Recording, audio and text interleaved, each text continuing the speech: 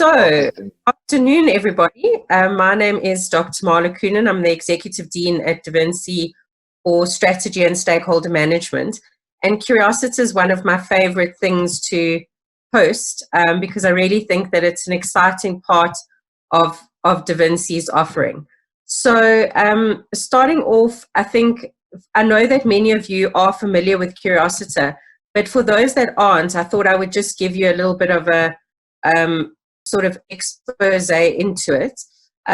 So the Curiosity Forum is basically our monthly colloquium, and we've kickstarted it again this month. And the idea is for us to have these roundtable discussions on contemporary thinking, and obviously we liked it to be focused on the management of technology, innovation, and people in a systemic context. So basically the TIPS framework. And the idea of this forum really is about, it takes the form of a robust roundtable discussion, which our roundtable or our round circle is now replaced with technology. And the idea is that a doctoral student will firstly, who's obviously a business leader in his or her own right anyway, will present their research. And the idea of this is really for us to engage and debate and speak about what the student is planning to do, is busy doing, offer some perhaps insights, guidance, ideas, anything around that.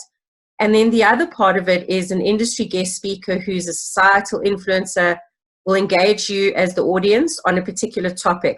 And the idea really is for us to stimulate debate and to provoke thinking and to probe and reflect on issues. So today I'm really excited about our lineup, and we start off with our doctoral student. So Gibson Mthombeni is looking at a topic called the impact of a transformed organizational culture on workforce diversity and employee commitment from a South African Colliery perspective.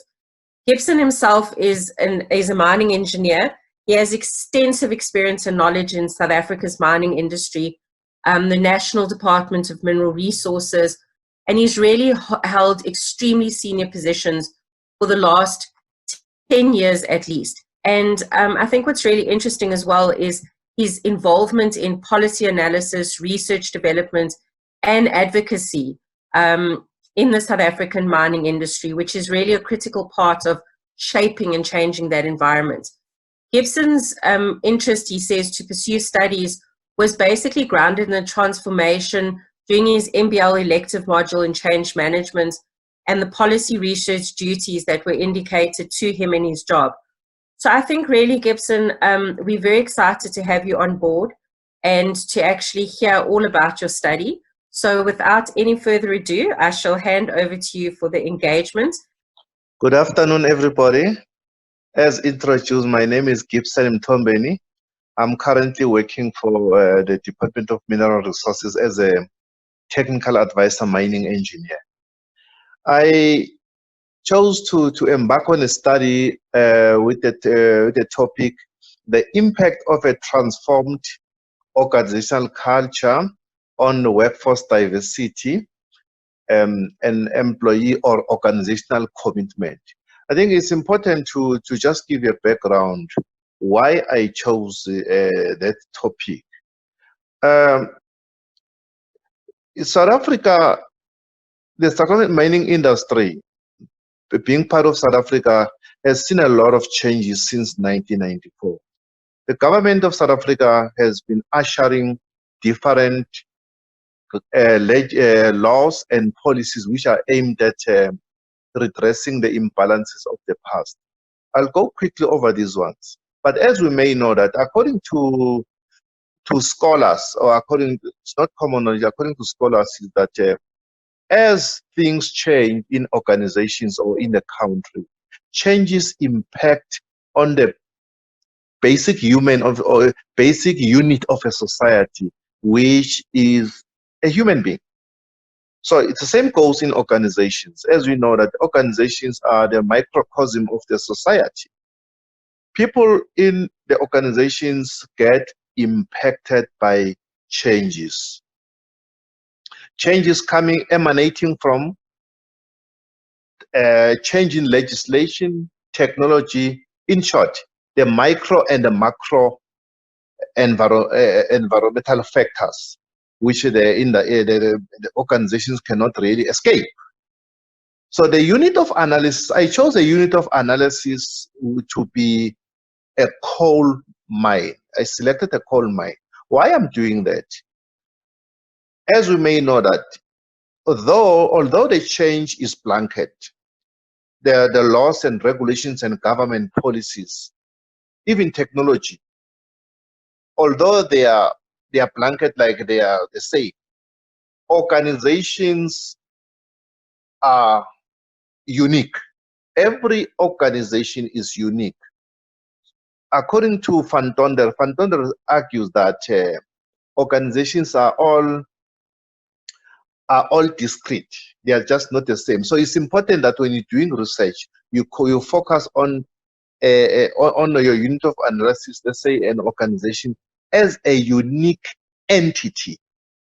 And then from there, you can the outcomes of the research would direct you to say, okay, can you generalize to the industry or the country? Okay. Transformation of culture. Transformation of culture. What is culture? Let's start with the definition of culture. The concept of culture, according to different scholars, is a very difficult concept to define. But all it boils down to is that culture defines the way we do things here, or how we do things, which is value system, beliefs, artifacts, and so on. So as we may know that as culture changes, as I've already indicated, that it impacts on human. As it impacts on human, in a way, it aims to change how things are done or behavior, which behavior can flow all the way from top management, top down, or bottom up. Okay, let me explain again. Just give you an example of a new piece of legislation which changes how things are done. I'll give you a simple, this one is common, everybody knows about this one.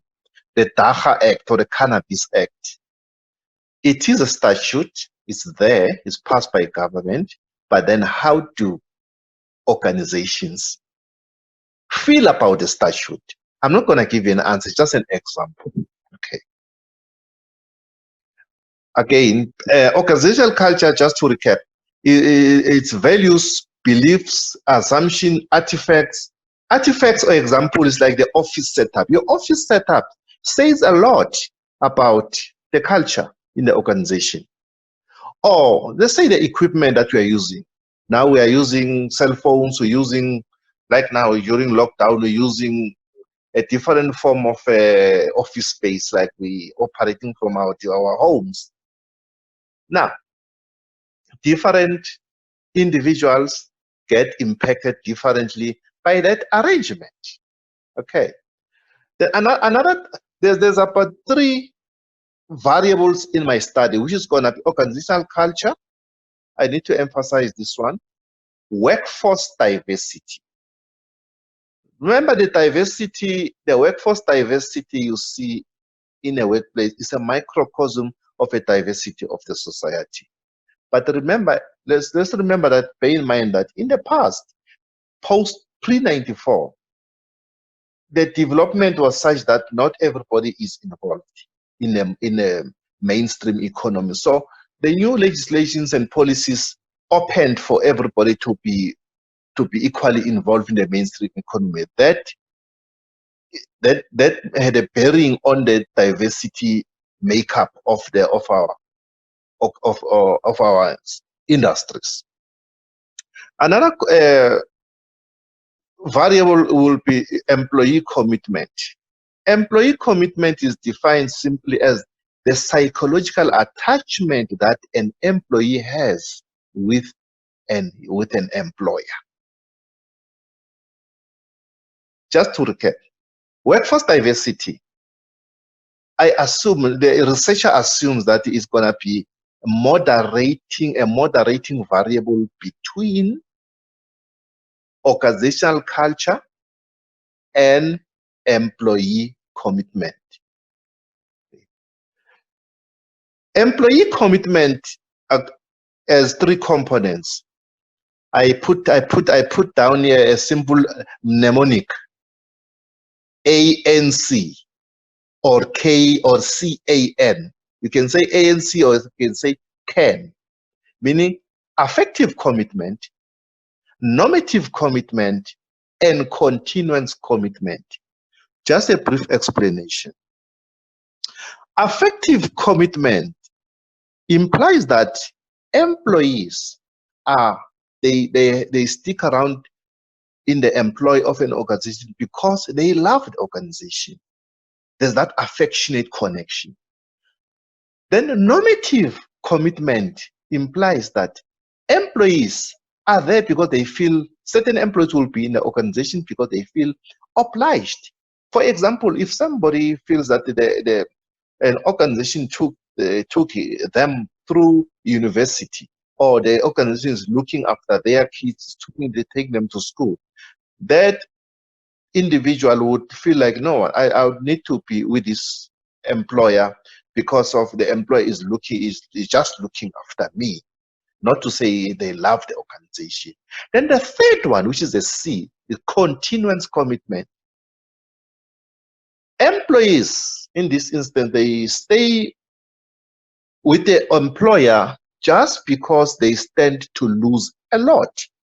Let's take, for example, you find somebody is earning a lot of money, feels that he can't get that salary anywhere else, or they stand to lose a lot of pension, so they can't job hop.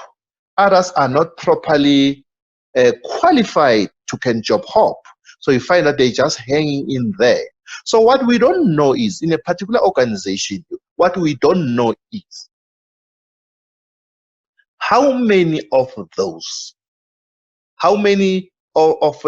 given the diversity dimensions, how many employees fall in which category. That's going to assist, that will assist a lot, because you'll be able to understand as a research to say, what is the collective commitment in the organization? Do we have 90% of the people being affective, falling in the affective component? Do we have 10% in the normative? We don't know. So given that this study would be quantitative, meaning it's going to be a cross-sectional design, it's going to be able to dissect the company to say, okay, fine, given the hierarchy of the organization, the total pool of the employees, what is the collective commitment that will assist? I'll come to that later. Okay, the scholars that were instrumental in seminal text that we're gonna look, among others, that we're gonna look at under commitment will be Alan Meyer and Becker and Van Dijk, Potter, Steers, Mauday, Paulinian, O'Reilly and Chapman. Those just by a few. Other scholars, they say organizational commitment is something that cannot be imposed, but it gets nurtured. It means employees find themselves not without a particular choice, because they find themselves in that space. You know, I need to emphasize this one. There is a difference between job commitment and organizational commitment. Job commitment is not going to be part of the study. What's going to be part of the study will be organizational commitment. An employee can be committed to their job, but not necessarily to the company. He may be committed to the job just to get whatever they are aspiring to get, but when an opportunity somewhere opens, quickly they jump out. So there's a big difference between that. Diversity as a moderating variable. I would like to explain this one a bit. As a researcher, I assume that the workforce diversity will moderate between the dimensions of organizational culture and employee commitment. I'll give you an example. Let us assume in an organization, the organization is comprised of ladies only, ladies under the age of 25. I'm just making an example. The culture, the commitment, the dominant commitment dimension will lean more towards those demographics. I'll make another example. You might find that the ladies are keen at that age, are keen to use cell phones, they are keen to use laptops and the latest technology. But the opposite would be true if it was old men above the age of 35 or 45. So hence, the assumption is that the diversity dimensions will moderate between, it will determine the strength of the relationship between organizational culture and commitment. I think it's clear. Is it clearer? You can ask a question if you. Then the scholars that I'll tap from under organizational culture is Shea, Hofstede and the Globe Project, Hall, Dennison, Cameron, and Quinn. Some but a few, but these are seminal text scholars. Diversity. Diversity, by definition, is just a difference between people in the workplace. People in the workplace, they differ. Some are younger, some have a different cultural background, some have a different sexual orientation. Example, LBGTI. Yeah, it's also coming now into space. And then for management, it's important to consider that, because historically we used to take the workforce as a dichotomy of male and female, but now, according to the constitution, everybody in South Africa has got there's a right, equal right to benefit from the economy. So an organization might find that the LB is affected by the LBGTI affiliation. Those dimensions of culture, of diversity, would be clear. As I said, this will be a quantitative survey. It will be clear under biographical information. So the scholar, the researcher, will try to structure the question as such that all these dimensions of diversity, not all, but most of them, the necessary ones, are covered.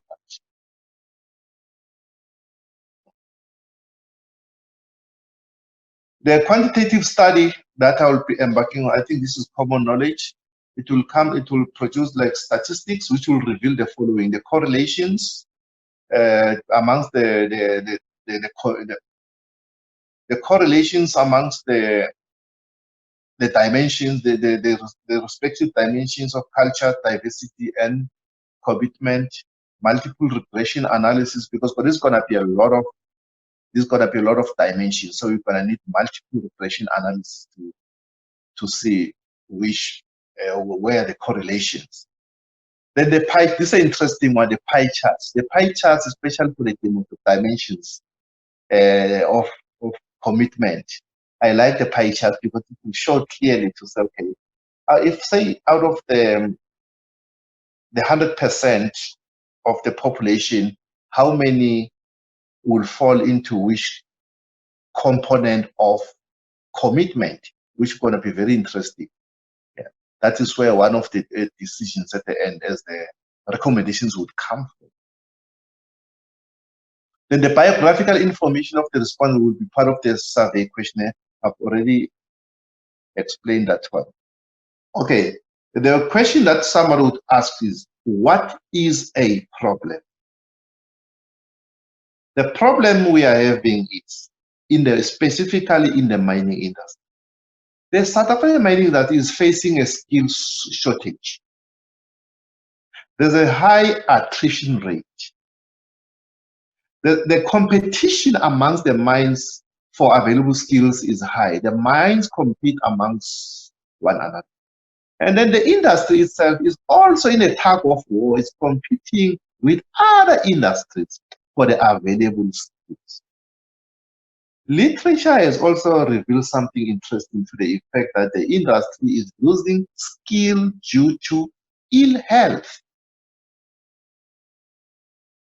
Another one is the issue of the mergers and subcontracting. Remember, the BEE as one of the statutes of South Africa made an enabling environment for the mergers. But I would like to ask if you could just start us off with what you believe the contribution of your study will be at doctoral level, and so obviously what knowledge generation or what unique contribution you'll be making, so that we can just contextualize. The rationale of the study, the novel contribution would be, given the fact that most of the models, the cultural models and the committed models are based on non-South African context, it will be important worthwhile that at the end of the study, that the theoretical framework or management models are crafted that are based on South African context, which will also be hinged on diversity and inclusion, and make sure that employees are committed. Another one would be that we need to craft a model or a theoretical framework for skills retention, which is the biggest problem. The point is, another point, the important point is that the cultural and committed models are Eurocentric. We need a model that will fit our context, given the set of circumstances that are unique in South Africa. That will be the novel contribution of the study at the end. Thank you, Gibson. Prof. Klopper, to you as the custodian of the space, would you like to make any specific comments, and to any of the participants, if you would like to ask any questions or challenge Gibson on any areas or offer him any advice or guidance, etc.?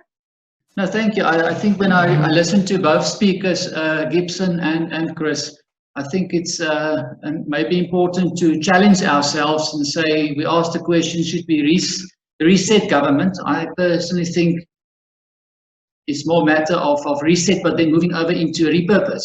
And to a large extent, and I think it comes through in both studies, we should actually say to each other, let's roll up our sleeves and do a little bit more, and don't expect as much from government. So government should do a bit less, and we balance that exercise, and then jointly we can move forward. So Gibson, if your study can accomplish that, I think it will make a valuable contribution. It will contribute to this discussion. And I think, as Chris have pointed out to us, it's going to be in the next few months to a year or years, we will have to really integrate this matter. And, part of that is to not just look at other people, but to say, let's do it ourselves, and in a way become less reliant on the state. And to the examples of the two studies that you've mentioned, Chris, and Gibson, you've just said that as well, we must allow the local context to speak for the local community, and not necessarily go and see where we can find to off-the-shelf solution. Look at what other people and worlds are doing, but contextualize and refine our own things, so that Indaba is maybe not a bad idea. And in that we become more inclusive. And I think that's a very important message and a strategy to allow everybody to contribute to discussion, you don't just deepen the debate and get more diversity, but you also get ownership through that. And I think maybe as a last thought, and the two speakers, if I can ask a question from my side, Marlo, where I'm sitting, I think prior to 1994, we had apartheid as the enemy. Thereafter, we've kind of lost a common enemy. Maybe we should now say to each other, we have a few enemies. Poverty is definitely one. We saw the unemployment rates announced today, and you know, Chris, I've commented on that. The other one is inequality, and we should challenge that. And if we align our energy, and I heard this a few times today, we can together create a better South Africa, a better Africa, and a better world for us. We must just refocus ourselves. And I would love to get the response from Gibson, how your study will contribute to that. And Chris, you know, what's your opinion about the enemies that we sit with, and how we can tackle them, practical solutions that we can do to make a difference. Gibson? Prof, and although I won't reference everybody, but according to studies, the problem we're having in South Africa currently is that we've got beautiful sets of regulations, but these regulations are not all underpinned by best practice, meaning that the gap, the bridge between the policy and practice is too wide. So we need to do something, you know, to bridge the gap between policy and practice. Coming to inequality, what is the cause? Let's answer that question. What causes the inequality? I'll give you one example. According to the Gini coefficient, states clearly that in South Africa we're a very unequal society. Whenever opportunities are coming, I'll give one example. I'll be brutal about this one. Opportunities came. Let me say anecdotal evidence says that during the lockdown, there was money that was sourced from wherever by the president. Money goes into, were channeled to some other, you know, unscrupulous areas. That's anecdotal evidence. We really need to be fair and to do away with corruption. So we must be more accountable to each other. That's what you're saying. I agree with Professor Klopper. We need a common goal going forward. Like we had a common goal against apartheid in prior 1994. And that is definitely poverty, jobs. Because we can create the opportunities here and through an inclusive growth, get this economy going again. The Gini coefficient and poverty, of course, will become enemy number one. And it would be a common goal. We need a common goal. The economies of the East Asian economies had only one common goal in the 90s and in the late 70s till the 90s, and that was to grow into developed economies, into market developed economies, and their whole political and economic system geared towards that. So we need to make sure that our political and the economic system works together to one common goal. We're going to do that. I'm afraid that we will sit with the same situation where members of those three groups, the labor unions, private sector and government, will only look at themselves and how they can make sure that they feed for themselves and do not put the goal of South Africa in front of us. Remember, people, we had a goal of the World Cup soccer.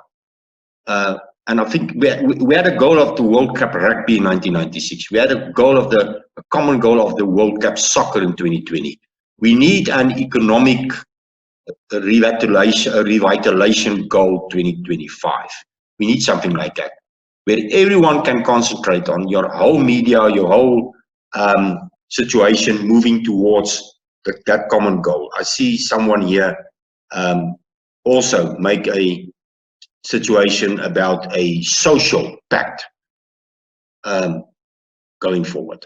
Gibson, Reagan's asking if you intend to create a model, if that's your hope. Yes, based on the fact that the models we are using currently are Eurocentric, are actually non-South African. They're not based on a context of South Africa. I'll give you one example. In some mining areas, you find that the mining areas are surrounded by townships, which is different to Australia, which is where the mines are far away from the society. So dynamics differ.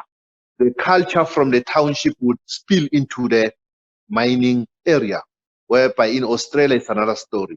I'm talking same size of a mine, contextualize.